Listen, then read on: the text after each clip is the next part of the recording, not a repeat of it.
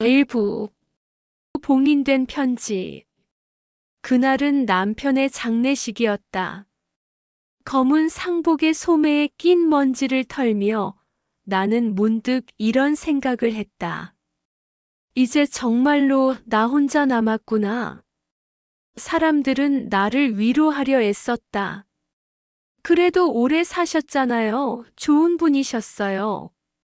하지만 나는 그 말이 낯설었다. 좋은 사람이라. 그 말이 꼭 정답 같지는 않았다. 조문객들이 하나둘 떠난 저녁 빈 거실에 혼자 앉아 있을 때 향냄새와 국화 냄새 사이로 묘하게 낯선 향이 섞여 들어왔다. 그건 그가 생전에 자주 뿌리던 향수였다. 서랍 속에서 아니면 공기 중 어딘가에서 그 향이 내 마음을 휘감았다.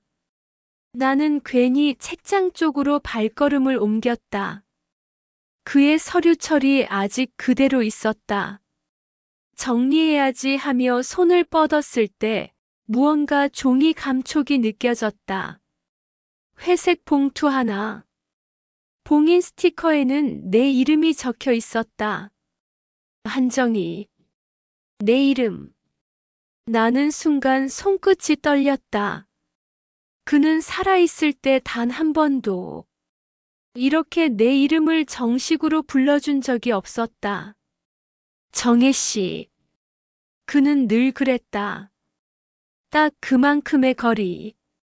부부라기보다는 오랜 계약 관계 같은 거리. 봉투에 봉인을 뜯으려다 멈췄다. 이건 내가 읽어도 되는 걸까? 이미 죽은 사람의 마음을 함부로 열어도 되는 걸까? 하지만 그는 나에게 남겼다. 이름을 써서. 그럼 읽으라는 뜻이겠지. 나는 봉투를 조심스레 열었다. 안에는 편지 한 장과 작은 열쇠 하나가 들어 있었다. 편지는 짧았다. 단 3줄. 정희에게. 진실은 내가 생각하는 그 자리에 있지 않다. 열쇠는 다락을 연다. 그 문장을 읽는 순간 온몸의 피가 한 번에 식었다. 진실이 다른 자리에 있다. 그게 무슨 뜻이었을까?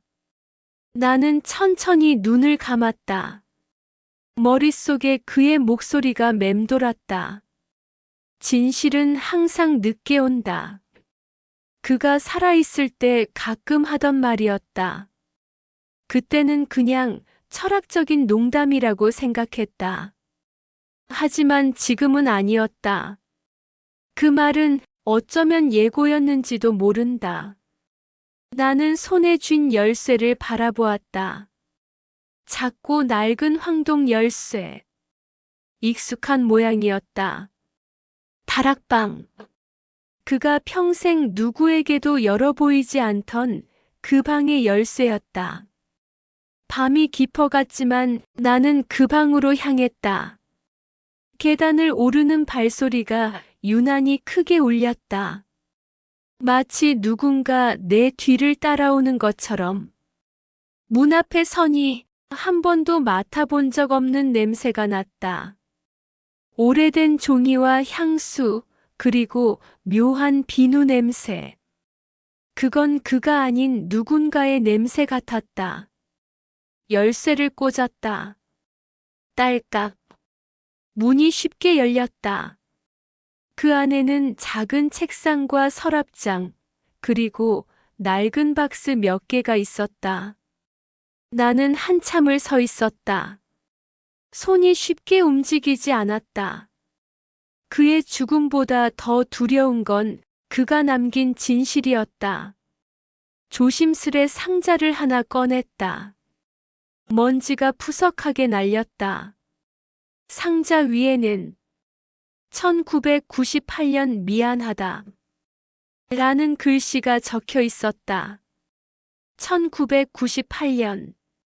그해 나는 남편과 크게 다퉜다. 그가 몇 달씩 집을 비웠고 나는 아무 말도 묻지 못했다. 그가 집에 돌아왔을 때 눈가에는 알 수 없는 상처가 있었다. 나는 그 상처를 물어보지 않았다. 그저 밥상을 차리고 다시 아무 일 없는 듯 살았다. 그 상자 안에는 흑백 사진 한 장과 봉투 여러 개가 있었다. 그리고 그 안쪽에는 임지연이라는 이름이 적힌 서류 한 묶음이 있었다. 그 이름 낯설지 않았다. 어디선가 들어본 이름. 하지만 언제였을까? 나는 사진을 들었다. 한 젊은 여자가 웃고 있었다.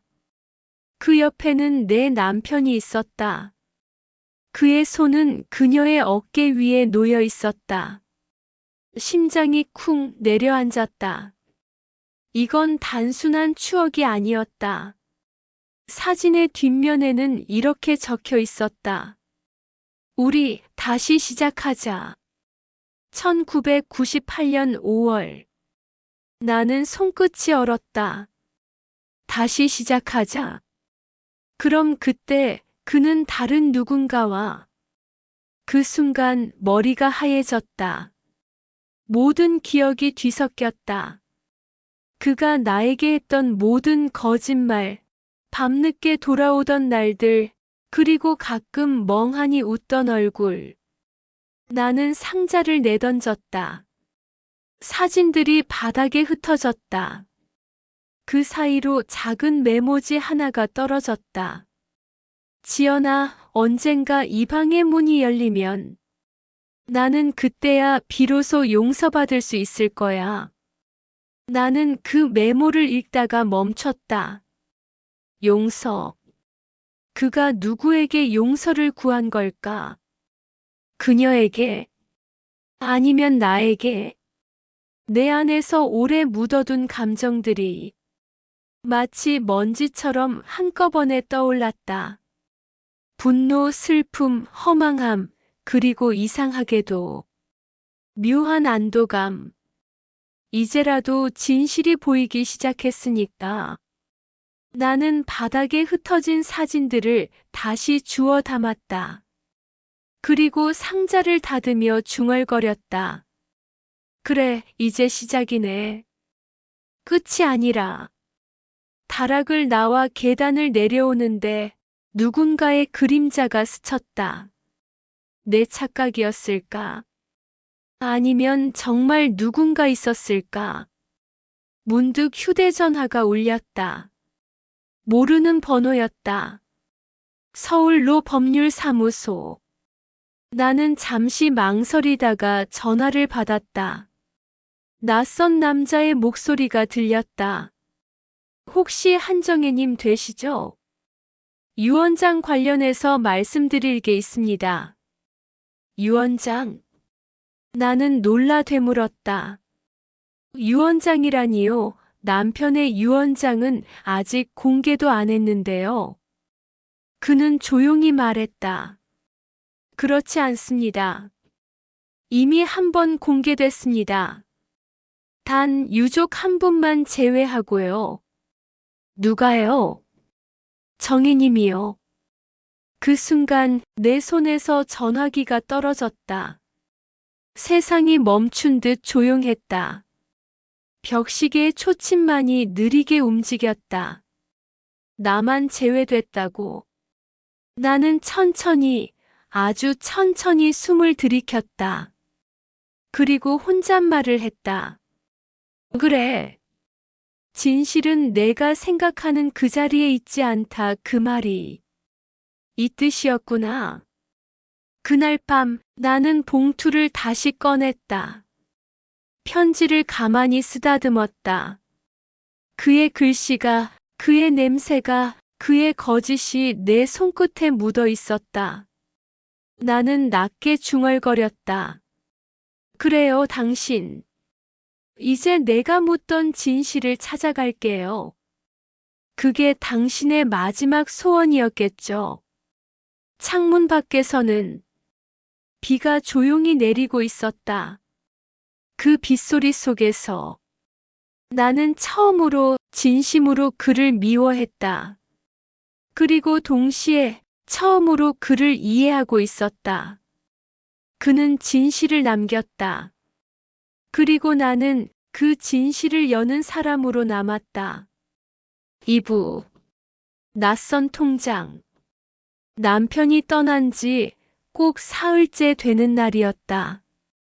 장례식장에서 돌아온 사람들의 목소리도 조문의 흔적도 이제는 조금씩 사라지고 있었다. 거실 한가운데 남은 건 향이 꺼진 재, 그리고 아직도 공기 속에 남아있는 그 사람의 그림자뿐이었다. 나는 테이블 위에 쌓인 봉투들을 정리했다. 보험금, 병원비, 장례비, 그 모든 것들이 하나의 숫자로 계산되는 게 참 이상했다. 사람의 죽음이 이렇게 깔끔하게 정리될 수 있다는 게. 그런데 그 중에 이상한 게 하나 있었다. 작은 파란 봉투. 은행 마크가 찍혀 있었고 받는 사람 이름은 한정희. 내 이름이었다. 내 이름으로 된 통장이라. 나는 봉투를 뜯었다. 안에는 새 통장 한 권과 낯선 이름이 찍힌 거래 내역서가 들어 있었다. 그 이름 임지연. 어제 다락에서 본 그 이름이었다. 심장이 한 번에 쿵 내려앉았다. 통장을 펼쳐봤다. 입금 내역이 일정했다. 매달 같은 날 같은 금액. 15년 동안 단 한 번도 빠짐없이. 보낸 사람은 이상훈. 내 남편이었다. 그때 나는 이해하지 못했다. 왜 그가 매달 돈을 보냈을까? 누구에게 왜 그렇게 오랫동안? 나는 서류를 꺼내 꼼꼼히 살폈다. 지연이라는 이름 옆에는 부양비라는 단어가 적혀 있었다. 부양비. 부양이라니. 그게 무슨 뜻이었을까? 머릿속이 복잡하게 엉켰다. 남편은 생전에 말이 많지 않은 사람이었다. 필요한 말만 하고 불필요한 감정은 숨기던 사람. 하지만 지금 그가 남긴 흔적은 너무 많은 말을 하고 있었다. 나는 곧장 은행으로 향했다. 은행 창구 직원이 내 신분증을 확인하더니 조심스러운 얼굴로 말했다. 이 통장은 고객님 명의로 되어 있긴 하지만 실질적인 거래자는 다른 분이십니다. 다른 분이라니요? 이상훈님께서 통장 개설 때 대리 신청을 하셨습니다. 이 통장으로 일정 금액이 정기이체 되고 있었어요. 언제부터요? 2009년부터요. 15년 정도 됩니다. 나는 말이 막혔다. 2009년. 그 해는 내가 큰 수술을 받고 병원에 누워있던 해였다. 그가 내 곁을 지키던 해이기도 했다. 하지만 그 해부터 그는 이 통장으로 다른 누군가에게 돈을 보냈다. 은행 직원은 내 눈치를 보더니 조심스럽게 물었다. 이상훈님께서 혹시 가족분 아닌 다른 분을 위해 이체하셨을 수도 있습니다. 나는 웃음이 새어나왔다. 그 웃음은 분노와 체념이 뒤섞인 소리였다. 가족이었을지도 모르죠. 내가 모르는 가족. 그 말이 내 입에서 흘러나오는 순간 직원은 아무 말도 하지 못했다. 집으로 돌아오는 길, 가을바람이 차가웠다. 길가의 나뭇잎이 떨어질 때마다 그 소리가 내 마음속 무언가를 찢는 것 같았다. 그날 밤 나는 잠을 이루지 못했다. 통장을 펼쳐보았다. 거래 내역서 끝에는 최근까지도 이체가 이어지고 있었다. 남편이 병원에 입원해 있던 그 달까지도. 그는 숨을 거두기 전날까지 그 여자를 챙겼던 것이다. 나는 다시 다락으로 올라갔다. 이번엔 조금도 망설이지 않았다. 상자 속을 뒤지며 또 다른 단서를 찾았다. 그리고 서류 한 장을 발견했다. 임지연 가족관계 증명서. 그 문서에는 자녀 이민아 2003년생 이라고 적혀 있었다. 이름을 보는 순간 머리가 멍해졌다. 미나. 어쩐지 낯익었다. 그 이름 들어본 적이 있었다. 몇 년 전 남편의 휴대전화에서 우연히 봤던 문자 한 통. 아빠 이번 주엔 오실 거죠? 그때 나는 친구 딸인 줄 알았다. 그는 그저 아는 집 아이야. 라고 대답했으니까. 하지만 이젠 알겠다. 그 아이가 그의 아이였다. 숨이 막혔다. 무릎이 꺾여 그대로 바닥에 주저앉았다. 다락의 공기가 무겁게 내려앉았다. 나는 그 자리에서 한참을 울었다. 조용히, 그러나 끝이 없는 울음이었다. 소리내 울면 그가 돌아올까 싶었지만 그럴 리가 없었다. 눈물이 멎을 때쯤 문득 그의 목소리가 떠올랐다. 진실은 내가 생각하는 그 자리에 있지 않다. 그래, 그 진실이 바로 여기 있었구나. 이 다락방 안에. 나는 통장을 품에 넣었다. 그리고 결심했다. 이제 그 여자를 찾아가야겠다고. 그가 왜 그랬는지, 무엇을 숨기려 했는지 직접 들어야겠다. 다음 날 나는 문서에 적힌 주소로 향했다. 서울 외곽의 오래된 빌라. 세월이 그대로 묻어있는 벽, 녹이 쓴 철문, 낯선 풍경이었다. 초인종을 눌렀다. 한참 뒤 문이 열렸다. 한 여자가 나왔다. 내 또래쯤 되어 보였다. 눈가에는 깊은 주름이 있었지만 그 눈빛에는 이상하게도 낯선 친밀함이 있었다. 임지연 씨 맞죠? 그녀는 놀란 듯 나를 바라봤다. 누구시죠? 저는 이상훈의 아내입니다. 그 말이 끝나자 그녀의 표정이 서서히 무너졌다. 아무 말 없이 그녀는 고개를 숙였다. 잠시 침묵이 흘렀다. 그리고 그녀는 조용히 말했다. 언젠가 오실 줄 알았어요. 그녀는 문을 열어주었다. 작은 방 안엔 사진 몇 장과 어린 여자의 졸업 앨범이 놓여 있었다. 그 앨범 표지엔 이민아라는 이름이 선명했다. 나는 아무 말도 하지 못했다. 그녀가 내게 찻잔을 건넸다. 손이 조금 떨리고 있었다. 그 사람, 당신한테는 어떤 남편이었나요? 그녀의 질문은 뜻밖이었다. 나는 대답하지 않았다.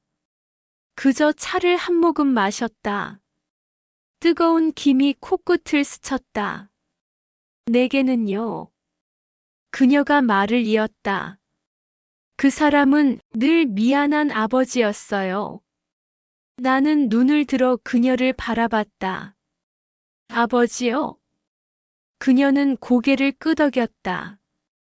미나의 아버지였어요. 하지만 세상에선 그럴 수 없었죠. 그녀의 목소리가 떨렸다. 그 사람은 늘 약속했어요. 끝까지 책임질게. 정희한테는 말하지 않겠다. 고. 나는 그 말에 숨이 막혔다. 그는 나에게 아무 말도 하지 않았다. 단 한 번도. 그녀는 이어 말했다. 당신을 미워하지 말아주세요. 그 사람 마지막까지 당신 걱정했어요. 나는 잠시 눈을 감았다. 그 말은 위로가 아니었다. 오히려 비수처럼 박혔다. 집으로 돌아오는 길, 가방 속 통장이 유난히 무겁게 느껴졌다. 남편이 남긴 건 돈이 아니라 평생 풀리지 않을 질문이었다. 그리고 그날 밤, 내 휴대폰이 울렸다. 모르는 번호였다. 받으니 낯익은 남자 목소리가 들렸다. 어머님 저예요. 민재예요. 큰아들이었다. 엄마 아버지 유언장에 이상한 게 있어요. 이름이 하나 빠졌어요. 나는 대답하지 못했다.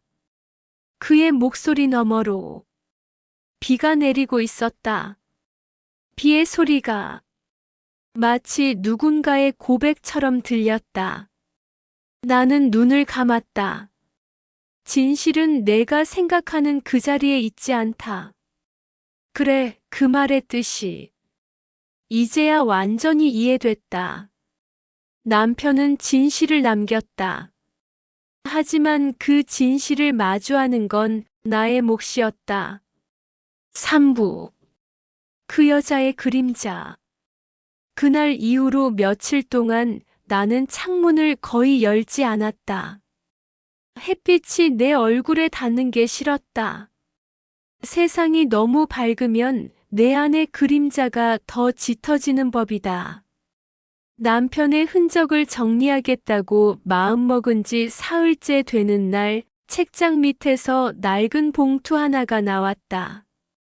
이미 오래된 종이었다. 모서리가 닳아 있었고 펜 자국은 빛이 발해 있었다. 봉투 안에는 오래된 사진 몇 장이 들어 있었다. 사진 속엔 세 사람이 있었다. 남편 임지연 그리고 한 여자아이. 그 아이가 나를 보고 웃고 있었다. 익숙한 얼굴이었다. 나는 사진을 손에 쥔 채 오래된 기억 하나가 불쑥 떠올랐다. 10여 년 전쯤이었다. 남편이 잠깐 맡아 키운다는 아이가 있었다. 친척 집 아이야. 그는 그렇게 말했다. 그 아이는 몇 번 우리 집에 놀러 왔고 거실에서 조용히 만화책을 읽곤 했다. 그때 그 아이가 이 사진 속의 아이였다. 나는 그제야 깨달았다. 그가 말한 친척 아이는 자신의 딸이었다는 걸. 숨이 막혔다. 눈앞이 희미하게 흔들렸다. 그때 문득 책상 서랍 안쪽에서 무언가 금속이 부딪히는 소리가 났다. 열어보니 낡은 카세트 테이프 하나가 들어 있었다. 1999 3 12지연. 연필로 쓰인 글씨가 거의 지워져 있었다. 나는 거실에 오래된 라디오 겸 테이프 플레이어를 꺼냈다. 버튼을 누르자 오래된 기계음과 함께 낯익은 목소리가 흘러나왔다. 상훈 씨, 이제 그만 숨어요. 저도 지쳐요. 당신이 계속 이렇게 살면 정혜 씨도 나도 다 무너질 거예요. 그녀의 목소리였다. 그리고 잠시 뒤 그 사람의 목소리가 이어졌다. 지연아, 나도 알아. 하지만 정의를 떠날 수가 없어. 그녀는 나의 죄이기도 하고 나의 빚이기도 하니까. 그 말에 내 손이 멈췄다. 나의 죄, 나의 빚. 그는 나를 죄로 느끼고 있었던 걸까? 테이프가 멈췄을 때 나는 다시 재생 버튼을 눌렀다. 하지만 그 뒤는 아무 소리도 없었다. 마치 누군가 일부러 지운 듯한 짧고 불완전한 대화였다. 나는 혼잣말을 했다. 그래, 당신은 늘 그렇게 중간에 멈췄지. 어떤 일도 끝까지 말하지 않았어. 창문을 열었다. 차가운 바람이 방 안으로 밀려들었다. 커튼이 바람에 흩날릴 때마다 내 머릿속에서 누군가의 웃음소리가 들려왔다. 그날 밤 나는 잠을 이루지 못했다.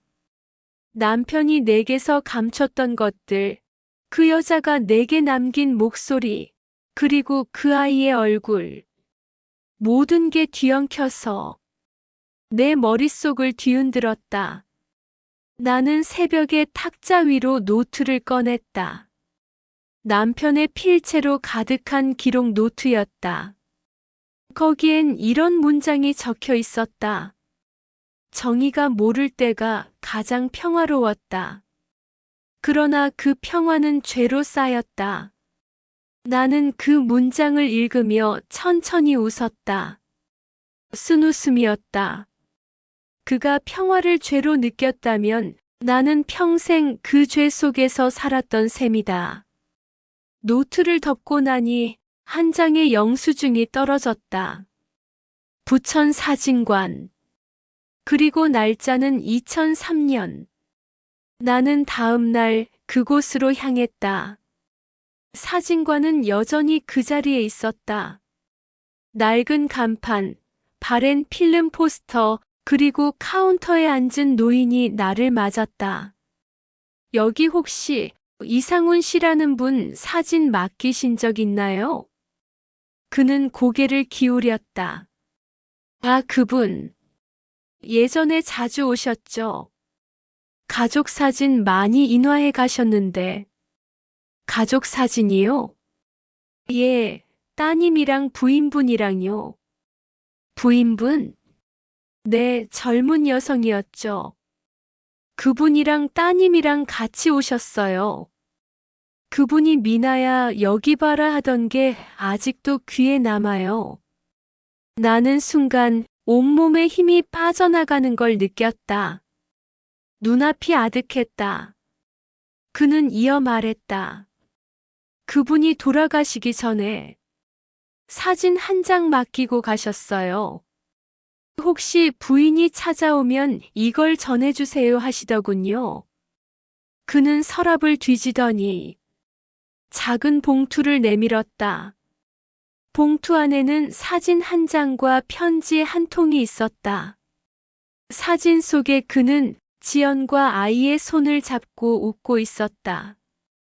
그의 표정은 내가 한 번도 본 적 없는 얼굴이었다. 부드럽고 따뜻한 완전히 다른 사람의 미소였다. 편지를 펼쳤다. 그의 글씨였다. 정희에게. 나는 너를 미워하지 않았다. 다만 너에게 진심을 다하지 못한 채 살아온 세월이 내게 벌이었다. 미안하다. 하지만 이제야 진실이 내게 닿길 바란다. 눈물이 흘러나왔다. 하지만 그건 슬픔의 눈물이 아니었다. 긴 세월 동안의 무력함이 무너져 내리는 순간이었다. 나는 사진관을 나와 천천히 걸었다.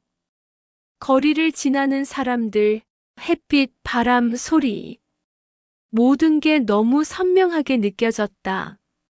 그 순간 전화가 울렸다. 큰아들 민재였다.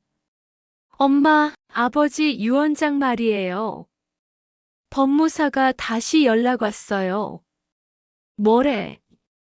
유원장에 임지연과 딸 미나에게 일정 금액을 남긴다고 적혀 있었대요. 근데 그 문장이 누군가에 의해 지워져 있었대요. 나는 숨이 멎는 것 같았다. 지워졌다고? 네. 펜으로 완전히 검게 덮여 있었다고요. 그 순간 나는 알았다. 그가 왜 진실은 다른 자리에 있다고 했는지. 그는 모든 걸 기록했지만 누군가 그걸 지워버렸다. 그리고 그 누군가는 지금도 내 곁 어딘가에 있다. 나는 창밖을 바라봤다. 노을이 지고 있었다. 길 위에 그림자가 길게 늘어져 있었다. 그 그림자가 마치 내 뒤를 따르는 누군가의 모습처럼 느껴졌다. 그날 밤 나는 처음으로 남편의 사진을 불태웠다. 그리고 그제를 작은 유리병에 담아 서랍 깊숙이 넣었다. 그의 얼굴은 사라졌지만 그의 진실은 이제부터 시작이었다. 사부. 전화 한 통. 전화벨이 울린 건 비가 내리던 저녁이었다. 부엌 창문에 빗물이 흘러내리며 따닥 따닥 소리를 냈다. 그 소리 사이로 전화벨이 울렸다. 요즘은 전화 오는 사람도 드물었다. 장례식 이후 사람들은 나를 조심스러워했다. 시간 좀 두시라는 말 뒤로 그들은 나를 피했다. 나는 느릿하게 수화기를 들었다. 여보세요. 잠시 침묵이 흘렀다. 그리고 아주 낯선 그러나 이상하게 익숙한 목소리가 들렸다. 혹시 한정혜님 되시죠? 네, 그런데요. 저는 이민아라고 합니다. 그 이름을 듣는 순간 손에서 수화기가 미끄러질 뻔했다. 이민아. 그 이름을 이미 몇 번이나 봤다. 남편의 통장에서, 사진 속에서, 편지에서. 하지만 실제 목소리로 듣는 건 처음이었다. 나는 간신히 물었다. 무슨 일로 전화를 하셨어요? 그녀의 목소리가 조금 떨렸다. 죄송해요. 이 번호밖에 몰라서요. 아버지 장례식에 가지 못했어요.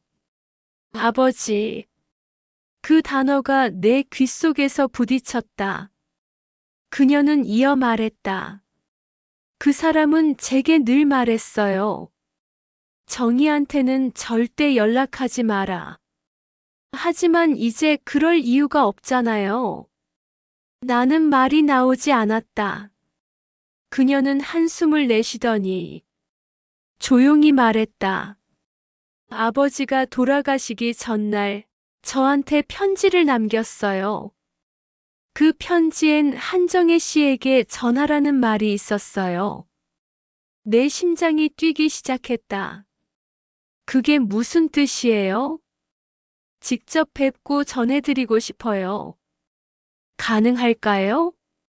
나는 잠시 머뭇거렸다. 만나면 무엇을 보게 될까? 그녀의 얼굴에서 그 사람의 그림자를 보게 되겠지. 하지만 피할 수는 없었다. 그래요. 내일 오후 2시쯤 우리 집으로 오세요. 그녀는 고맙다고 말했다. 그리고 통화가 끝났다. 수화기를 내려놓자마자 나는 온몸이 떨렸다. 숨이 가빠왔다. 이제 진실은 내 문 앞까지 왔다. 그날 밤 잠을 잘 수 없었다. 비가 계속 내렸다. 창문 밖의 어둠 속에서 나는 남편의 마지막 목소리를 떠올렸다. 정희야, 나중에라도 이해해줘. 그 말이 무슨 뜻이었는지 이제야 알 것 같았다. 다음 날 오후 2시. 문 앞에서 초인종 소리가 났다. 심장이 세게 뛰었다. 문을 열자 한 젊은 여자가 서 있었다. 길게 묶은 머리, 눈빛이 낯설 만큼 단단했다. 이민아예요. 그녀는 고개를 숙였다. 그 모습에서 이상하게도 그 사람의 젊은 시절이 겹쳐 보였다. 웃을 때 눈가에 잡히는 그 작은 주름까지도. 들어와요. 그녀는 신발을 벗고 들어왔다. 내가 차를 내오자 그녀는 가방에서 봉투 하나를 꺼냈다. 이걸 아버지가 돌아가시기 전날 주셨어요. 봉투 위엔 내 이름이 또박또박 적혀 있었다. 정희에게. 손이 떨렸다. 이미 한 번 본 필체였다. 다락방의 편지와 똑같은 글씨였다. 나는 조심스럽게 봉투를 열었다. 그 안에는 짧은 편지 한 장이 있었다. 정희야. 나는 진실을 숨기려 했지만 결국 진실이 나를 삼켰다. 지연과 미나에게 미안하지만 너에게 더 미안하다. 하지만 진실은 이제 미나가 너에게 전해야 할 몫이다. 나는 천천히 얼굴을 들었다. 미나는 내 표정을 조용히 지켜보고 있었다. 그 사람은 어떤 아버지였나요?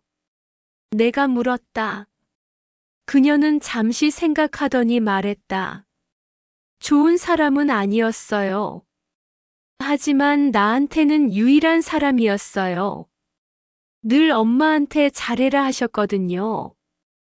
그녀는 미소를 지었다. 그 미소에는 분노도 미움도 슬픔도 없었다. 그저 피로한 체념 같은 온기가 있었다. 아버지 유품 중에 이런 게 있었어요. 그녀가 작은 상자를 내밀었다. 상자 안에는 낡은 녹음기 하나와 USB 메모리 하나가 들어 있었다. 이건 뭐죠? 녹음기엔 아버지 목소리가 있어요. 당신에 대한 이야기요. 그녀는 조용히 일어섰다. 저는 여기까지예요. 나머지는 직접 들어보세요. 그녀는 문 앞에서 고개를 숙였다. 그 사람 마지막까지 당신을 사랑했다고 믿어요. 문이 닫히고 집안엔 정적이 흘렀다. 나는 상자를 꺼내 녹음기의 재생 버튼을 눌렀다. 지직. 오래된 기계음이 들렸다. 그리고 남편의 목소리가 울려 퍼졌다. 정희야. 내가 이걸 듣고 있다면 아마 내가 없는 세상이겠지. 나를 원망해도 돼. 하지만 진실을 모두 믿지 마. 유언장은 내가 쓴 게 아니야. 그 순간 숨이 멎었다. 내가 죽기 전 누군가 유언장을 고쳤다. 그건 나도 모르게 바뀌었다. 그리고 그 사람은 내가 가장 믿는 사람일지도 몰라. 녹음은 거기서 끊겼다. 나는 멍하니 녹음기를 바라봤다. 그의 목소리는 여전히 방 안을 떠돌고 있었다. 유언장이 바뀌었다고. 가장 믿는 사람? 머릿속에 떠오른 얼굴이 하나 있었다. 큰아들 민재. 장례식 내내 그는 묘하게 침착했다. 유산 이야기를 먼저 꺼낸 것도 그였다. 그럼 그가. 나는 천천히 숨을 내쉬었다. 가슴이 쿵쿵 뛰었다. 세상이 한순간에 뒤집히는 느낌이었다. 그날 밤 나는 잠을 자지 않았다. 녹음기를 계속 돌려들었다. 목소리 사이사이에 숨소리와 무언가 부딪히는 소리가 들렸다. 그리고 아주 희미하게 낯익은 목소리가 섞여 있었다.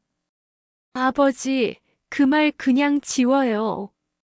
엄마한테 알릴 필요 없잖아요. 그 목소리는 민재였다. 그때 나는 모든 걸 이해했다. 남편의 죄를 감추려 한 사람은 결국 내 아들이었다. 나는 소파에 앉아 한참을 멍하니 있었다. 비가 창문을 두드리는 소리가 들렸다. 그 소리 사이로 내 마음에 무언가가 부서지는 소리가 섞여 있었다. 그래, 진실은 늘 내가 가장 믿은 사람에게 숨어 있었지. 나는 천천히 눈을 감았다.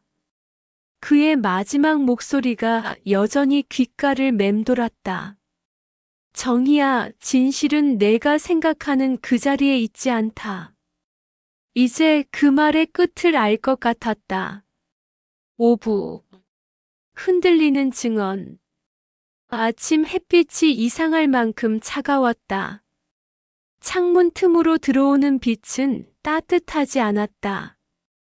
유리창에 비친 내 얼굴이 어쩐지 낯설었다. 밤새 녹음기를 붙잡고 있었다. 남편의 마지막 목소리가 귀에서 떠나지 않았다. 유 원장은 내가 쓴 게 아니야. 그 한 문장이 내 세상을 다시 뒤집어 놨다. 나는 커피를 마셨다. 쓴맛이 입안에 남았다. 그 쓴맛이 꼭 인생 같았다. 잠시 후 현관문이 열렸다. 큰아들 민재가 들어왔다. 그의 얼굴은 늘 그랬다. 겉으론 단정하고 속은 계산적이었다. 엄마 잠 못 주무셨어요? 응. 무슨 일 있으세요? 나는 대답하지 않았다. 그 대신 녹음기를 그의 앞에 놓았다. 이거 내가 들어봐. 민재가 눈을 깜빡였다. 이게 뭐예요? 내 아버지 목소리야. 죽기 전에 남긴 말. 그는 잠시 머뭇거리더니 재생 버튼을 눌렀다. 방 안이 조용해졌다. 유 원장은 내가 쓴 게 아니야. 누군가 그걸 바꿨다. 그리고 그 사람은 정의가 가장 믿는 사람일지도 몰라. 그의 얼굴이 굳었다. 숨소리가 거칠어졌다. 나는 그 표정을 놓치지 않았다. 민재야. 유 원장, 내가 손 뗐니? 그는 고개를 숙였다. 손끝이 미세하게 떨리고 있었다. 엄마, 사실대로 말해. 그는 한참 침묵했다. 그리고 낮게 말했다. 나였어요. 그 말은 짧았지만 내 심장을 베는 칼날 같았다. 왜? 엄마가 상처받을까 봐요. 그 말에 나는 웃음이 새어나왔다. 상처받을까 봐? 아버지가 남긴 유언장에는 임지연과 그 아이에게 일정 금액을 남긴다고 적혀 있었어요. 그 문장을 그냥 둘 수 없었어요. 엄마가 그걸 보면 무너질 거라고 생각했어요. 그래서 지웠니? 네. 그는 눈을 피했다. 엄마 아버지는 평생 엄마를 속였어요. 그 사람한테 돈을 보내면서 당신한테 미안하단 말 한마디도 안 했어요. 그런 사람의 마지막 말까지 지킬 필요가 있나요? 나는 천천히 고개를 저었다. 그게 진실이야. 그게 그 사람의 죄라면 그걸 보는 게 내 몫이었어. 그걸 내가 가로챘다는 게. 난 그게 더 아프다. 민재의 얼굴이 일그러졌다. 난 엄마를 지키려 했어요. 아니야. 넌 나를 지키려 한 게 아니라 너 자신을 지키려 한 거야. 아버지를 미워한 내 감정이 진실을 덮었지. 그는 아무 말도 하지 못했다. 그의 눈동자 속에 어린 시절의 민재가 잠깐 스쳤다. 그때 그는 나를 자랑스러워하던 아이였다. 하지만 이제 그의 눈빛엔 후회도 자부심도 없었다. 그저 두려움뿐이었다. 나는 녹음기를 껐다. 민재야, 진실은 아무리 늦게 와도 결국은 오는 거야. 내가 지운다고 사라지는 게 아니야. 그는 고개를 숙였다. 미안해요, 엄마. 그의 목소리는 작고 약했다. 나중에 다시 돌려놓을게요. 법무사랑 이야기에서. 이미 늦었어. 네. 유 원장은 법적으로 효력을 잃었어. 아버지의 서명 위조 의혹이 제기됐대. 그는 놀란 눈으로 나를 봤다. 그게 무슨 뜻이에요? 누군가 아버지의 서명 자체를 바꿔버린 거야. 지연 씨 몫을 지우는 것뿐만 아니라 서류 전체가 조작됐다는 거지. 그는 숨을 삼켰다. 그럼 누가요? 나는 대답하지 않았다. 대신 그를 똑바로 바라봤다. 그걸 내가 몰랐을까? 그의 얼굴이 창백해졌다. 엄마, 나 그건 몰랐어요. 정말 몰랐어요. 나는 그 말을 믿을 수 없었다. 그의 눈은 흔들리고 있었다. 민재야. 진실은 사람을 아프게 하지만 거짓은 사람을 썩게 만들어. 그 말에 그는 고개를 떨궜다. 그날 밤 나는 거실 불을 끄고 창가에 앉았다. 창문 밖으로 빗줄기가 또 내렸다. 비는 늘 진실을 데려오는 것 같았다. 비가 내릴 때마다 누군가의 입이 열리고 감춰졌던 말들이 세상으로 흘러나왔다. 휴대폰이 울렸다. 법무사였다. 한정혜님, 유 원장 조작건 관련해서 중요한 증언이 나왔습니다. 증언이요? 예. 이상훈님의 지인분이 직접 오셔서 유 원장 수정에 관여했다고 말했습니다. 그게 누굽니까?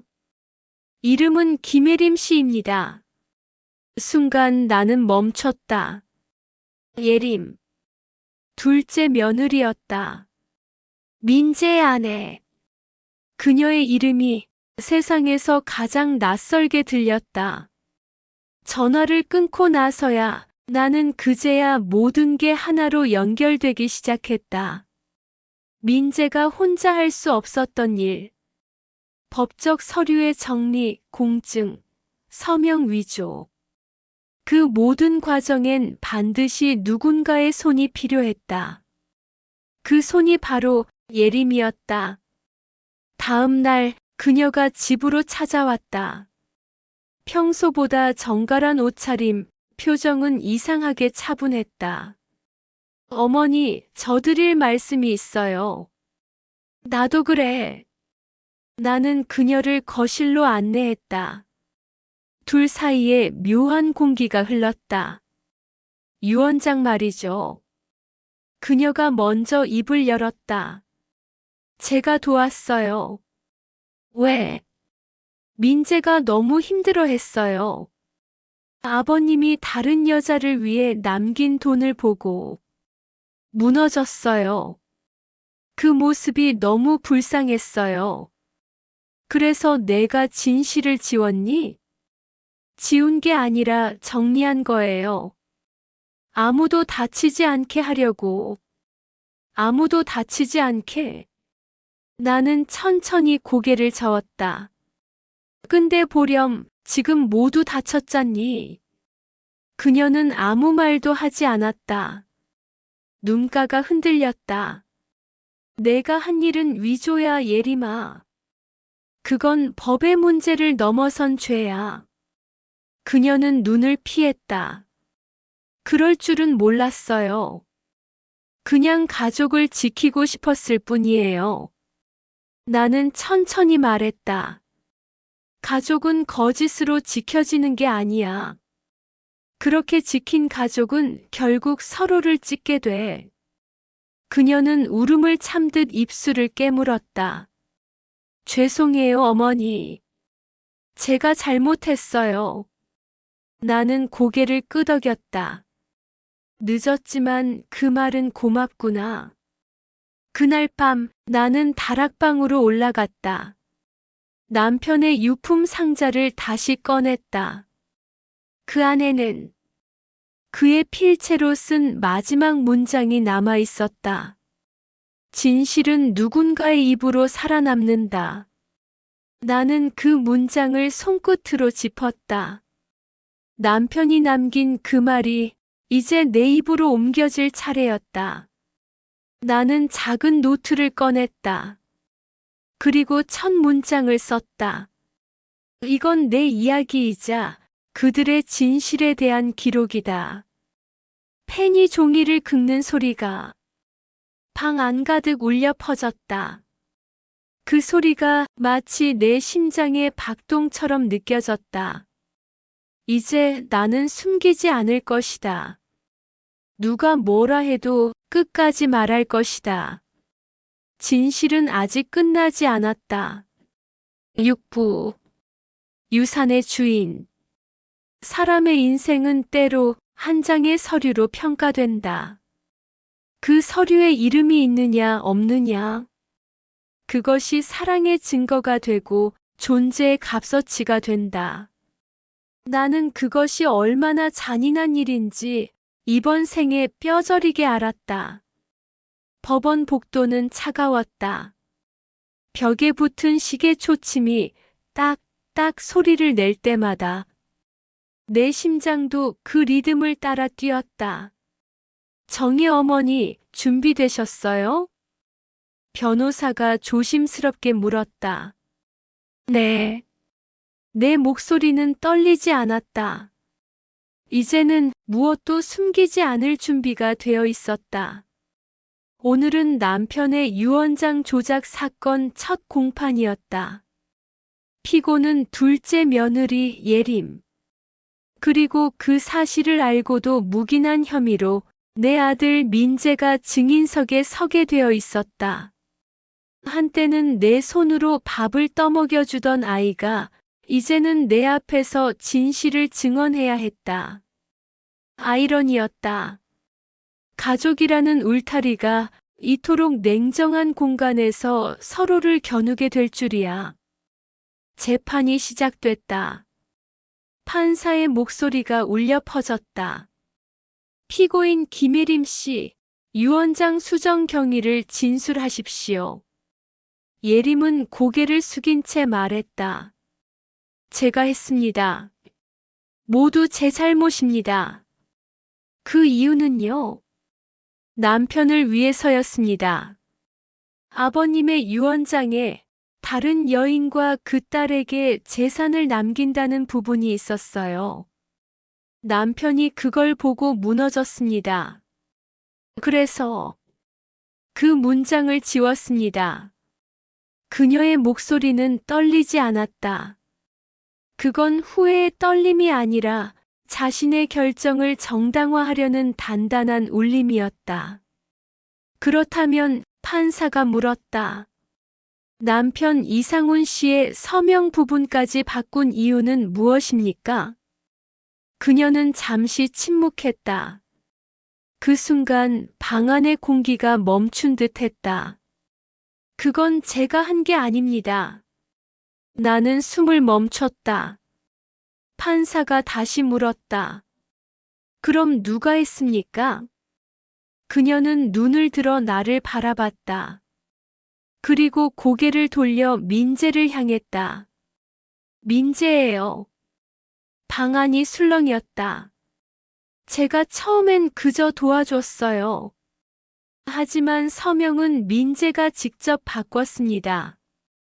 민재는 자리에서 벌떡 일어났다. 거짓말입니다. 그건 당신이. 판사가 손을 들었다.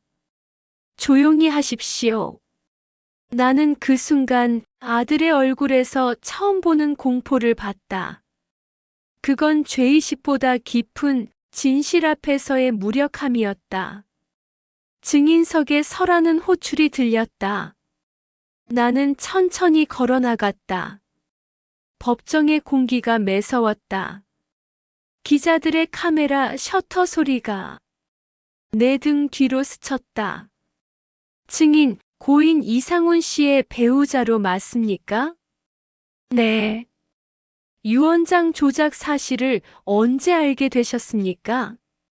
남편이 남긴 녹음기를 통해 알았습니다. 그는 분명히 말했습니다. 유언장은 내가 쓴 게 아니다. 그 녹음의 원본은 제출하셨습니까? 네, 제출했습니다. 판사는 고개를 끄덕였다. 법정의 모든 시선이 내게 쏠렸다. 나는 잠시 숨을 고르고 말했다. 저는 이제 누구를 탓하려고 이 자리에 선 게 아닙니다. 그저 제 이름을 되찾고 싶습니다. 이름이요? 예.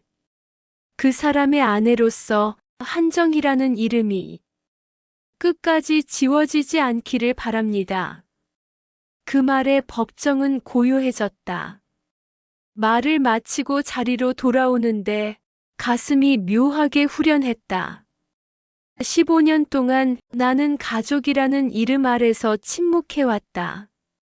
오늘에서야 처음으로 내 목소리를 냈다. 재판이 끝난 뒤 법무사가 내게 다가왔다. 정혜님, 사실 말씀드릴 게 있습니다. 뭔데요?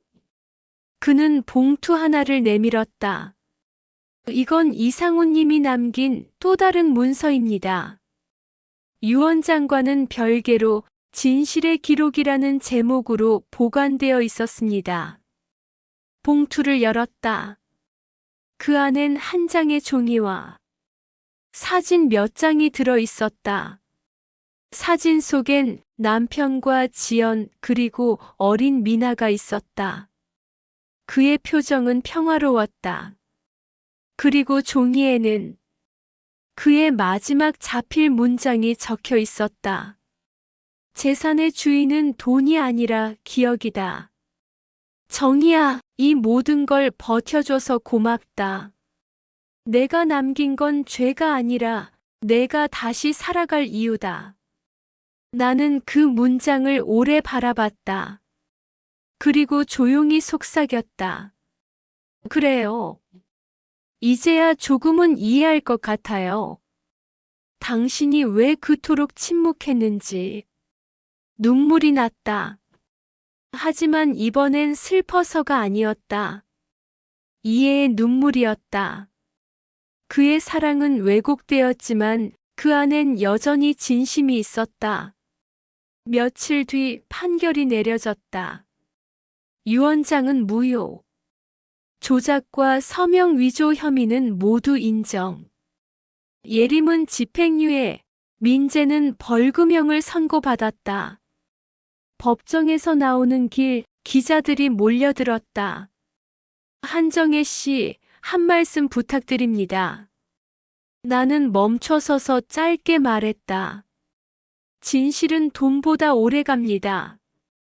그 말에 플래시가 한꺼번에 터졌다. 그 순간 나는 정말로 해방된 기분이었다. 집에 돌아오자 탁자 위에 놓인 가족 사진이 눈에 들어왔다. 남편, 나, 그리고 두 아들. 사진 속에 우리는 웃고 있었다. 나는 그 사진을 조용히 내려놓았다. 그리고 그 옆에 남편의 마지막 사진을 나란히 두었다. 이제야 비로소 우리는 한 가족이 된 것 같았다. 진실이라는 이름 아래에서 밤이 깊었다. 창문 너머로 별빛이 비쳤다. 나는 다락방에 불을 껐다. 그리고 마지막으로 노트에 한 줄을 썼다. 진실은 무겁지만 그 무게를 견디는 사람이 결국 삶의 주인이 된다. 펜을 내려놓고 조용히 숨을 내쉬었다. 이제 나는 누구의 아내도 누구의 엄마도 아닌 나로서 다시 살아갈 것이다. 그게 남편이 남긴 마지막 선물이었다. 7부 마지막 녹음기. 세상은 진실이 밝혀졌다고 말했지만 나는 여전히 혼란스러웠다.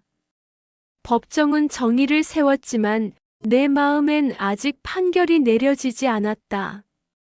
누군가는 끝났다고 했고 누군가는 새 출발이라고 했다.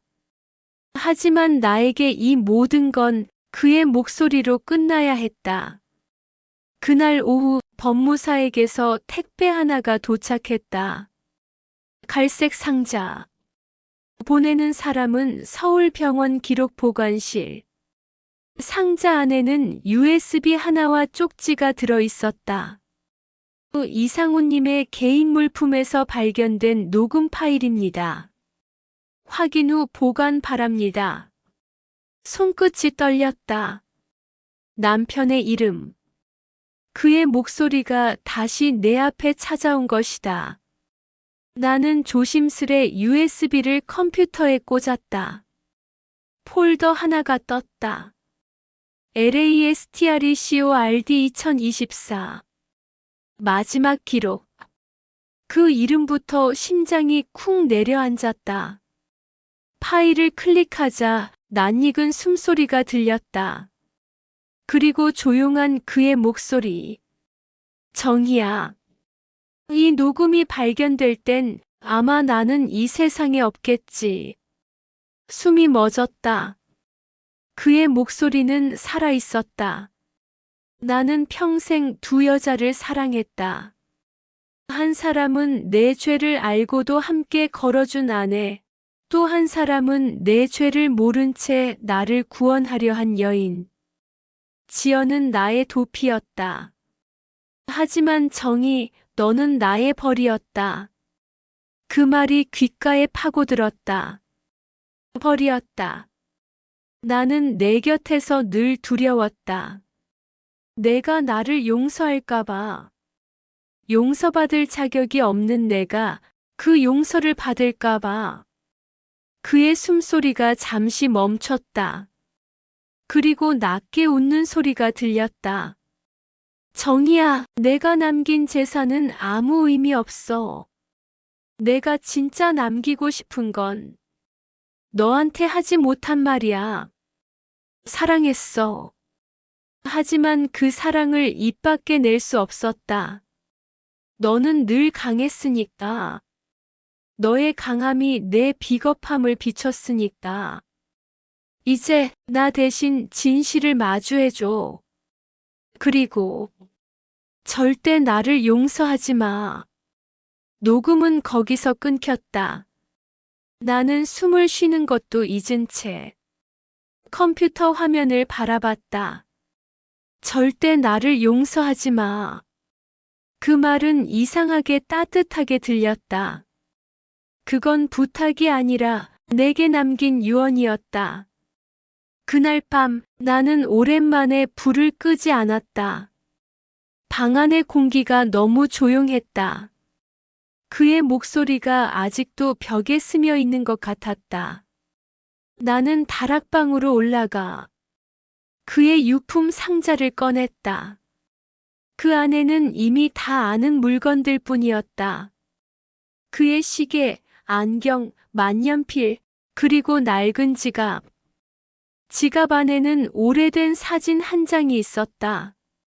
젊은 우리가 웃고 있었다. 그 사진 뒤에는 그가 쓴 짧은 글이 있었다.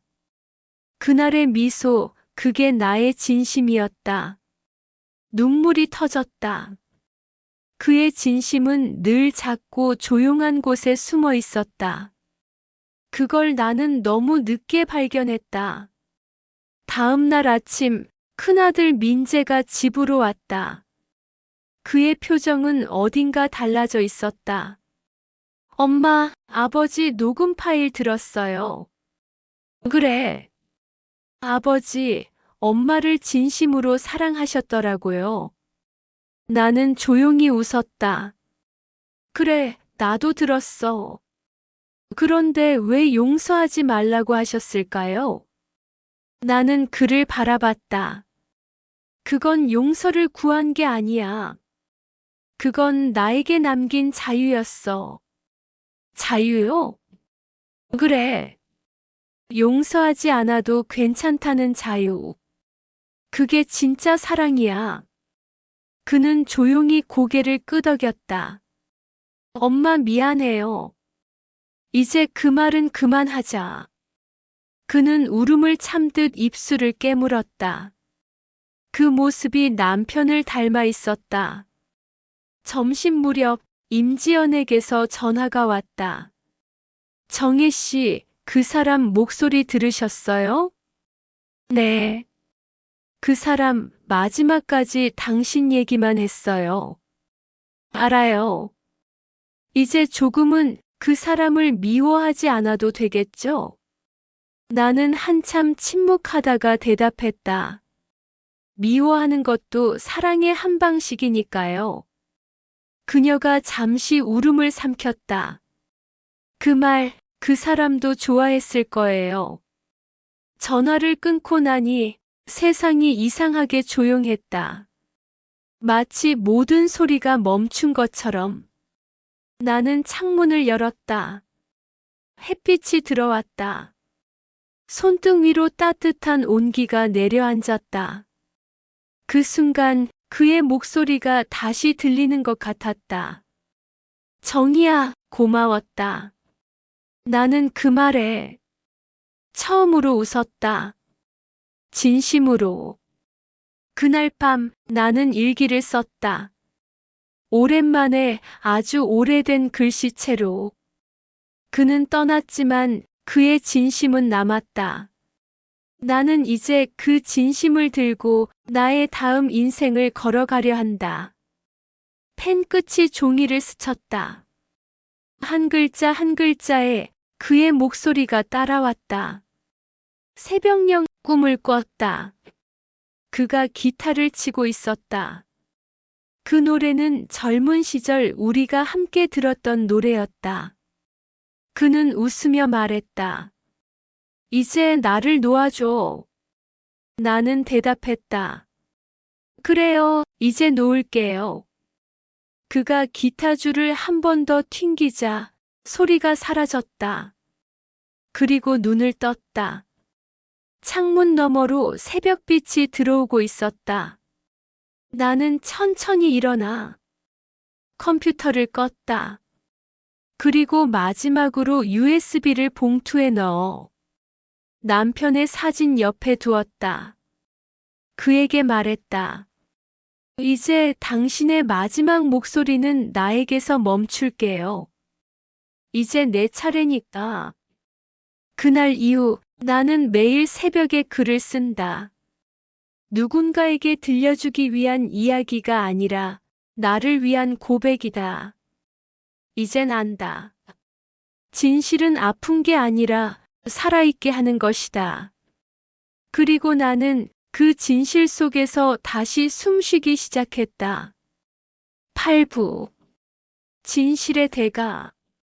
사람들은 진실을 원한다고 말하지만 정작 진실을 마주할 준비는 되어 있지 않다.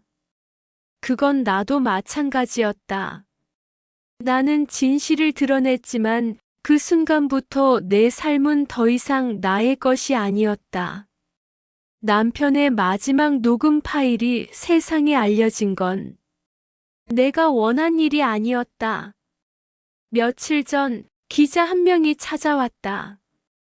그의 명함에는 문화인권 취재팀이라는 글씨가 또렷했다. 한정혜 씨, 남편의 음성이 담긴 파일을 제보받았습니다. 제보요? 파일엔 사회적으로 중요한 내용이 있습니다. 고인의 재산 그리고 유언장 관련 위조 의혹의 내막이 담겨 있더군요. 공익을 위해 공개하겠습니다. 나는 아무 말도 하지 못했다. 그는 공익이라고 했지만 그건 결국 또 다른 형태의 침입이었다. 그날 밤 뉴스 헤드라인엔 고인의 유언장 조작, 배우자의 침묵 속 진실 드러나다. 라는 자막이 떴다. 남편의 목소리가 전국으로 흘러나갔다. 정희야, 절대 나를 용서하지 마. 그 말이 반복될 때마다 나는 온몸이 굳었다. 그건 나만 들을 수 있었던 마지막 인사였는데 이젠 모두가 알고 있었다. 전화가 쏟아졌다. 지인들, 친척들, 기자들. 정희야, 그 목소리 들었어. 정말 대단하더라. 세상이 다 내 편이야. 형님, 이제 다 밝혀졌으니 속이 좀 후련하시죠? 후련하냐고? 아니, 후련하지 않았다. 진실이 밝혀졌다는 건 그만큼 많은 사람들이 상처를 받았다는 뜻이었다. 그들의 시선 속에서 나는 더 이상 한 사람의 여인이 아니었다. 진실의 주인공이 되어 있었다. 며느리 예림이 찾아왔다. 그녀는 초췌했다. 어머니, 저희 이사 가기로 했어요. 그래. 사람들이 저를 어떻게 보는지 아세요? 뉴스에 제 이름이 나오진 않았지만 다 알아요. 그 유언장 며느리라고. 나는 아무 말도 하지 않았다. 그녀는 울음을 참으며 말했다. 저도 무섭습니다. 이게 다 진실이라면서요. 근데 왜 아무도 행복하지 않아요? 나는 그제야 대답했다. 진실은 행복을 주는 게 아니야. 진실은 사람을 정직하게 만들 뿐이야. 그녀는 고개를 떨궜다. 그 말이 위로가 되지 않는다는 걸 나도 알고 있었다. 며칠 후 큰아들 민재가 다시 찾아왔다. 그의 손엔 녹음 파일이 담긴 USB가 들려 있었다. 엄마, 이거 삭제합시다. 왜? 이젠 아무 의미 없어요. 세상에 다 퍼졌잖아요. 그래서 지우자고. 네. 아버지가 남긴 마지막 말은 이제 엄마만 기억하면 되잖아요. 나는 USB를 바라봤다. 작고 검은 금속 조각. 그 안에는 지난 수십 년의 무게가 들어 있었다. 민재야, 진실은 지운다고 사라지는 게 아니야. 그래도 엄마도 이제 좀 쉬어야죠. 그 말이 이상하게 따뜻하게 들렸다. 아들은 이제 나보다 어른 같았다. 그래. 이제 좀 쉬고 싶긴 하네. 나는 그 말을 하며 웃었다. 하지만 내 손은 USB를 내려놓지 못했다. 며칠이 흘렀다. 나는 동네 마트에 갔다가 낯선 아주머니 두 분의 대화를 들었다. 그 집 말이야, 그 남편이 유언장 조작 당했대. 그 부인이 용서도 안 했다더라. 그래도 멋지더라. 그 나이에 그렇게 당당할 수가 있나. 그들은 내가 바로 옆에 서 있는 줄 몰랐다. 나는 조용히 장바구니를 들고 나왔다. 햇살이 눈부셨다. 그 빛이 따갑게 느껴졌다. 진실은 늘 비처럼 찾아오지만 그 빛에 오래 서 있으면 화상을 입는다. 나는 이제 그걸 알았다. 밤이 되자 지연에게서 전화가 왔다. 정혜 씨, 이제 세상이 우리를 기억하겠네요. 우리요? 그 사람의 진실을 공유한 두 여자잖아요. 그녀의 목소리는 이상하게 담담했다. 그 사람은 당신을 벌로 삼았다면서요? 그래요. 그럼 저는 뭐였을까요? 아마 그의 용서였겠죠. 잠시 침묵이 흘렀다. 그럼 우리 둘은 뭘 위해 싸운 걸까요? 나는 조용히 대답했다. 그 사람을 위해서가 아니라 결국 우리 자신을 위해 싸운 거예요. 그녀는 아무 말도 하지 않았다. 그리고 마지막으로 말했다. 이제 그 사람 좀 놓아줘요, 정혜 씨. 그 말을 듣고 나는 처음으로 마음속에 남아있던 매듭을 느꼈다. 그건 사랑도 미움도 아닌 놓아줌이었다. 다음 날 나는 한강으로 갔다. 남편과 처음 데이트하던 곳이었다. 바람이 불었다. 가방 속에서 USB를 꺼냈다. 햇살에 반짝였다. 작은 금속 덩어리가 이토록 많은 사연을 품고 있을 줄이야. 나는 손안에서 그걸 가만히 쥐었다. 이제 됐지요? 그리고 천천히 한강물에 던졌다. 물결이 일었다. USB는 천천히 가라앉았다. 그 순간 이상하게도 어깨의 무게가 조금 가벼워졌다. 집으로 돌아와 거울을 봤다. 그 안에 나는 예전보다 주름이 깊었다. 하지만 눈빛은 달라져 있었다. 이제야 비로소 살아있는 나의 얼굴 같았다. 나는 거울을 향해 말했다. 이제 그만 진실을 내려놓자. 그리고 웃었다. 정말로 웃었다. 그날 밤 일기에 썼다. 진실은 나를 구했지만 동시에 나를 무너뜨렸다. 그러나 나는 그 무너짐 속에서 다시 나를 세웠다. 나는 펜을 내려놓고 창문을 열었다. 바람이 들어왔다.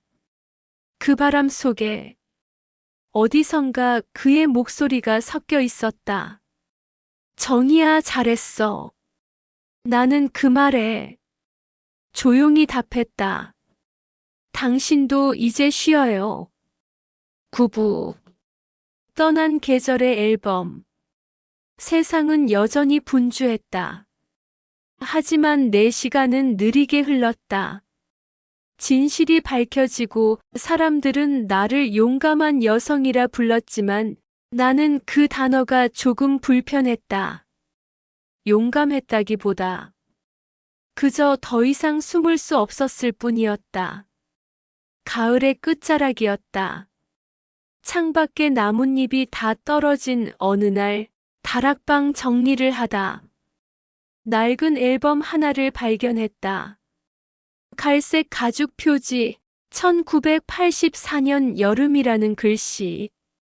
손끝이 멈췄다. 나는 천천히 표지를 열었다. 사진 속엔 젊은 나와 그 사람, 그리고 어린 민재와 예림이 있었다. 바닷가에서 모래성을 쌓던 모습, 시장 앞에서 장난치던 모습, 햇살에 눈을 찡그리며 웃던 얼굴들. 모두 내가 잊고 있었던 계절들이었다.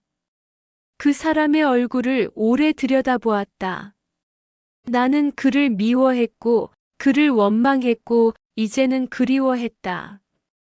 기억 속에 그는 늘 반쯤 돌아선 모습이었다. 항상 어딘가를 떠날 준비를 하는 사람처럼. 하지만 이 사진 속에 그는 그냥 한 가정의 가장이었다. 웃고 있었고 나를 바라보고 있었다. 그 눈빛 속엔 분명 진심이 있었다. 사진을 넘기다 작은 쪽지를 발견했다. 사진 뒷면에 붙은 낡은 종이 한 장. 정희야, 언젠가 내가 이걸 다시 볼 날이 오면 그때는 나를 조금은 이해해줘. 숨이 멎었다. 그의 글씨였다. 그는 이미 오래전부터 이 순간을 알고 있었던 걸까? 그날 밤 나는 거실 테이블 위에 앨범을 펼쳐놓았다. 그리고 옆에 남편의 유품 상자를 가져다 놓았다. 사진과 물건들을 한데 모으니 이상하게도 마음이 편안해졌다. 이게 우리였지. 그 단순한 문장이 머릿속에 떠올랐다. 누군가를 용서한다는 건 그 사람의 죄를 잊는 게 아니라 그 사람의 한때를 인정하는 일이라는 걸 그제야 알았다. 다음 날 작은 아들 현수가 집에 왔다. 그는 늘 조용했다. 엄마, 요즘 괜찮아요? 그래, 이제 좀 괜찮아. 형은 미국 간대요. 다시 새로 시작한대요. 나는 고개를 끄덕였다. 잘했네. 사람은 누구나 다시 시작할 자격이 있지. 현수는 앨범을 바라보다가 말했다. 엄마, 이거 나도 가져가도 돼요? 왜? 아버지의 얼굴을 기억하고 싶어서요. 그 말이 묘하게 따뜻했다. 그가 그렇게 말할 줄 몰랐다. 그래. 내가 가져가. 이제 그 얼굴은 너희가 기억해야 하니까. 아이들이 떠난 뒤 나는 혼자서 사진을 한 장 더 넘겼다. 그곳엔 우리가 함께 심은 나무 한 그루가 있었다. 사진 뒷면엔 또 한 줄의 글씨가 있었다. 이 나무는 우리가 다시 만날 자리야. 그 문장을 읽는 순간 눈물이 흘렀다. 하지만 이번엔 울지 않으려 했다. 나는 다음 날 그 나무가 있던 곳으로 갔다. 도심의 변화 속에서도 그 나무는 여전히 서 있었다. 줄기는 굵어졌고 가지엔 낙엽이 걸려 있었다. 나는 나무 아래 앉았다. 가방에서 앨범 한 장을 꺼냈다. 그리고 그 밑에 살짝 묻었다. 이제 당신을 그리워하되 붙잡진 않을게요. 바람이 불었다. 낙엽이 천천히 흩날렸다. 그 바람이 내 머리칼을 스쳤다. 그 순간 이상하게도 그의 목소리가 들린 듯 했다. 정희야, 고마워. 나는 대답하지 않았다. 그저 웃었다. 이제 그에게 말을 걸지 않아도 괜찮았다. 그의 목소리는 이미 내 마음 안에 있었으니까. 집으로 돌아오니 탁자 위에 앨범 한 장이 남아 있었다. 맨 마지막 장. 거기엔 젊은 시절에 내가 기타를 들고 있었다. 사진 아래엔 누군가 써놓은 글씨. 노래는 끝나지 않았다. 그 문장을 읽는 순간 나는 알았다. 그의 인생도 나의 인생도 어쩌면 아직 끝나지 않았다는 걸. 우리는 단지 다른 계절로 옮겨가는 중이었을 뿐이다. 그날 밤 나는 오랜만에 창문을 열고 별을 바라봤다. 별빛이 희미하게 흔들렸다. 마치 누군가의 눈빛처럼. 나는 조용히 속삭였다. 당신, 이젠 내 마음에서 편히 쉬어요. 그리고 노트를 펼쳐 썼다. 기억은 사라지지 않는다. 다만 다른 형태로 남을 뿐이다. 아침이 되자 나는 앨범을 다시 꺼내 들었다. 손끝으로 사진들을 넘기며 지난 계절을 다시 걸었다. 봄의 설렘, 여름의 열기, 가을의 후회, 겨울의 침묵. 그 모든 계절이 결국 나였다. 그날 이후 나는 매일 새벽에 커피를 내리고 창가에 앉아 앨범을 펼쳤다. 남편의 사진을 보며 혼잣말처럼 말했다. 이제 우리 괜찮아요. 그때마다 마음속 어딘가에서 조용한 기타 소리가 들렸다. 그 소리는 이별이 아니라 새로운 시작의 노래처럼 들렸다. 10부 기억의 창. 사람은 결국 자신의 이야기를 어떻게 마무리하느냐로 기억된다. 나는 이제 그걸 조금은 알 것 같다. 사랑도 미움도 결국은 살아냈다는 말 한 줄로 정리되는 것임을. 겨울의 끝자락이었다. 하늘은 맑았고 공기는 차가웠다. 그런데 이상하게도 그 차가움이 나쁘지 않았다. 내 마음이 조금 단단해졌다는 뜻일까? 며칠 전 동사무소에서 연락이 왔다. 문화복지관에서 시니어 기타 교실을 연다는 안내문이었다. 그 종이를 손에 쥐고 한참을 바라봤다. 기타. 그건 그 사람의 소리였고 내 인생의 배경음이었다. 잠시 망설이다가 참 이상하게도 마음이 움직였다. 그래. 이제는 나도 그 소리를 내볼 때가 됐지. 복지관의 강의실 문을 열었을 때 기타들이 가지런히 놓여 있었다. 그 사이로 젊은 강사가 웃으며 말했다. 어서 오세요. 첫 수업이죠? 나는 조용히 고개를 끄덕였다. 그의 손끝에서 울려 퍼진 첫음이 어쩐지 오래된 기억을 건드렸다. 그 사람의 기타와 닮은 소리였다. 이 소리가 좋네요. 내가 중얼거리자 강사가 웃었다. 기타는요, 마음이 진실하면 음이 흔들리지 않아요.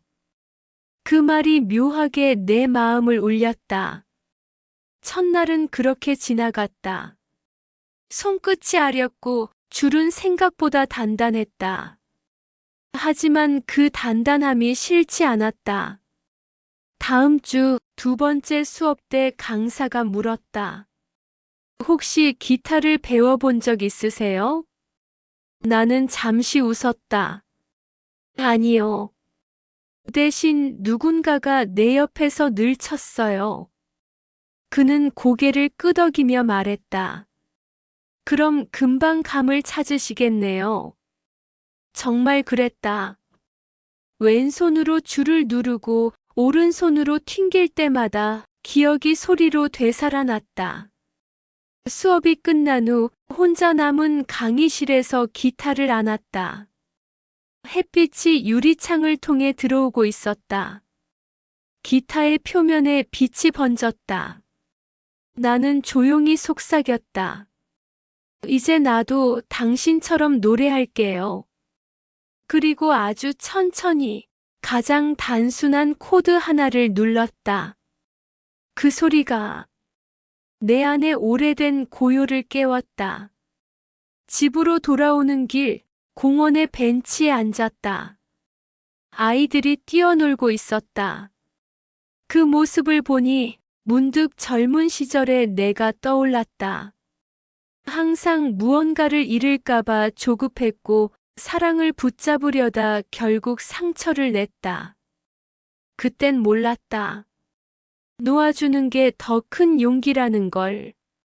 이제는 안다. 살면서 가장 어려운 건 이해보다 받아들이는 일이라는 걸. 밤이 되었다. 창문을 열었다. 겨울 바람이 살짝 스쳤다. 탁자 위엔 여전히 그 사람의 사진과 앨범이 놓여 있었다. 이제는 더 이상 눈물 나지 않았다. 그 대신 조용히 말을 걸었다. 당신이 내게 가르쳐 준 건 사랑보다 용서였어요. 그리고 그 용서는 결국 나 자신을 위한 거였어요. 그의 미소가 사진 속에서 여전히 다정했다. 며칠 후 복지관에서 작은 공연회가 열렸다. 처음 기타를 배운 사람들끼리 짧은 연주를 하는 자리였다. 나는 무대에 올라갔다. 손끝이 떨렸다. 하지만 두렵지 않았다. 이 곡은 오래전 제 인생에 머물렀던 사람에게 바칩니다. 관중들이 조용해졌다. 나는 천천히 첫음을 울렸다. 낡은 코드, 단순한 멜로디. 그러나 그 속엔 나의 68년이 들어 있었다. 기타 줄이 떨릴 때마다 내 마음도 함께 울렸다. 어느새 나는 눈을 감고 있었다. 그의 목소리가 들리는 듯 했다. 정희야, 잘했어. 나는 미소 지었다. 그 소리는 이제 아프지 않았다. 그건 축복처럼 들렸다. 공연이 끝나고 청중 중 한 여자가 다가와 말했다. 선생님, 그 곡 제목이 뭐예요? 나는 잠시 생각하다 대답했다. 기억의 창이요. 그녀가 고개를 갸웃했다. 왜 창이에요? 창문은 닫혀 있어도 빛이 들어오잖아요. 기억도 그래요. 닫았다고 사라지는 게 아니라 빛처럼 스며들죠. 그녀는 미소 지었다. 그리고 조용히 박수를 쳤다. 집으로 돌아와 창가에 기타를 세워두었다. 노을이 창문에 비치고 있었다. 빛이 기타의 표면 위에서 반짝였다. 나는 그 빛을 보며 생각했다. 이제 그의 노래는 끝났지만 나의 노래는 이제 시작이라는 걸. 그날 밤 마지막으로 일기를 썼다. 사랑은 완벽하지 않았다. 그러나 그 불완전함 속에서 우리는 서로의 빛이 되었다. 펜을 내려놓고 창문을 열었다. 밤하늘이 환했다. 별 하나가 유난히 밝았다. 나는 미소 지었다. 잘 가요. 그리고 고마워요. 바람이 불었다. 커튼이 부드럽게 흔들렸다. 그건 마치 그의 기타 소리 같았다. 이제 나는 누구의 아내도 누구의 어머니도 아닌 나로서 살아가려 한다. 기억은 사라지지 않는다. 그저 다른 빛으로 남을 뿐이다.